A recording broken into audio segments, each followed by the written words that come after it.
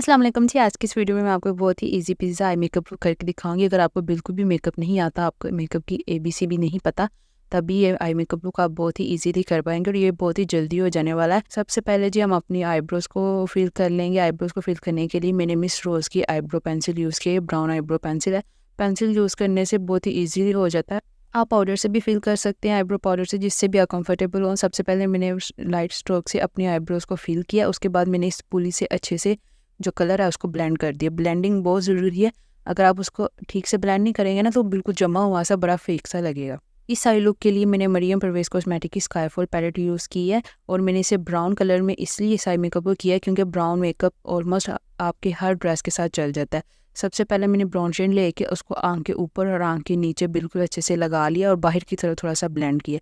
उसके बाद कोई सा भी शिमरी गोल्ड शेड लेके उसे मैंने सिर्फ आँख के मिड में लगाया। शिमर शेड अगर आप पेंसिल से लगाएं, पेंसिल से कह रही हूँ, वो आप फिंगर से लगाएं तो ज़्यादा अच्छा लगता है, यानी कि वो ज़्यादा पिगमेंटेड होता है। उसके बाद मैंने इनर कॉर्नर के लिए भी सेम पैलेट से थोड़ा लाइट शेड यूज़ किया। इसको इनर कॉर्नर से मैंने हाईलाइट कर लिया। इनर कॉर्नर को हाईलाइट करने के लिए मैंने छोटा ब्रश यूज़ किया और सेम शेड से मैंने अपनी ब्राउ बोन को भी हाईलाइट कर ली।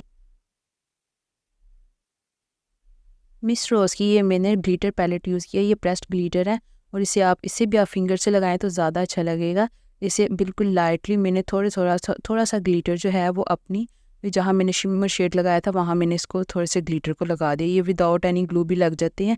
और आँख में मैंने ये जेल आईलाइनर यूज़ किया। ये भी मिस रोज़ का ही जेल आईलाइनर है। बहुत अच्छा जेल आईलाइनर है ये। आपने ऊपर वाली जो हमारी वाटर लाइन है उस पर भी आपने करना है। वाटर लाइन नहीं, लैश लाइन जो है उस पर भी लगा देना है।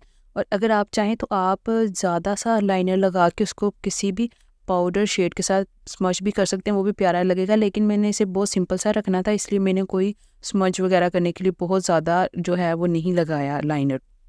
बिल्कुल मैंने एक बारीक सी आँख के अंदर लाइन लगाई है। उसके बाद ये मस्कारा मैंने एसेंस कॉस्मेटिक का लैश प्रिंसेस मस्कारा यूज़ किया है। ये मस्कारा भी बहुत अच्छा मस्कारा है और आपकी आई लैशेज़ को ना बहुत अच्छा वॉल्यूम दे देता है। मैंने फेक लैशेज़ भी नहीं यूज़ की बिल्कुल भी, क्योंकि मैं चाह रही थी इसको सिंपल, जितना मैं सिंपल रख सकूँ उतना मैं सिंपल रखूँ। जो मस्कारा लग गया था वो मैंने स्पूली से उसको, जब वो ड्राई हो गया तो उसको रब किया और वो बिल्कुल हट गया। ये आप शादियों के लिए भी इस्तेमाल कर सकते हैं। किसी भी वेडिंग पे जाना हो, आपके पास टाइम कम हो, और ये आई मेकअप लुक आप कर सकते हैं, झटपट फटाफट हो जाने वाला है।